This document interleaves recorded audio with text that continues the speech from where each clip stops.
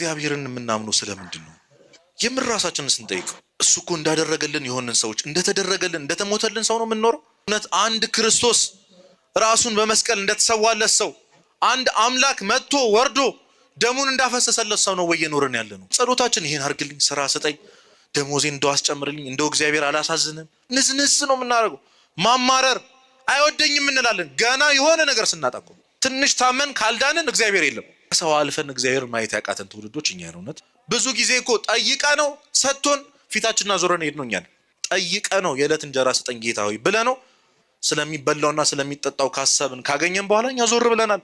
ብዙዎቻችን እግዚአብሔርን መከተል እንፈልጋለን፣ ትእዛዛቱን ማክበር እንፈልጋለን። ግን በልባችን ያለውን አሕዛብነት፣ ኃጢአቱን፣ ክፉ ልማዳችንን፣ በተለይ ንብረታችን፣ ሀብታም የመሆን ፍላጎታችን ለእግዚአብሔር ለመተው አንፈልግም። ይኸውላችሁ ዓለም በጣም ብዙ ነገር ቃል ልትገባልን ትችላለች።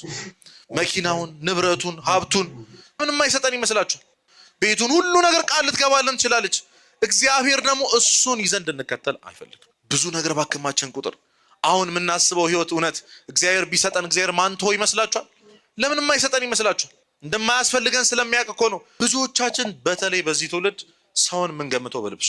እውነተኛ ታማኝ ለታመኑለት የሚታመን አምላክ እግዚአብሔር በልብስ ሰውን ከመገመት እግዚአብሔር ያወጣል። በጣም ጸያፍ ነገር ነው። የነዳያን ዋጋ ቢገባን ኖሮ እኮ ምእመናን እኛ ነበር እኮ ምን ለምናቸው። ሰው ውስጥ ያላገኘ ነው ክርስቶስን የትም አናገኘው። እግዚአብሔር ሲጀመር የከፈተውን ጉሮሮ ሳይዘጋ ያድር። እግዚአብሔርን ማግኘት የምትፈልጉ ከሆነ ምእመናን ነዳያን ጋር መሄድ፣ የተናቁ ጋር መሄድ። ክርስቶስ የሚገኘው እነሱ ጋር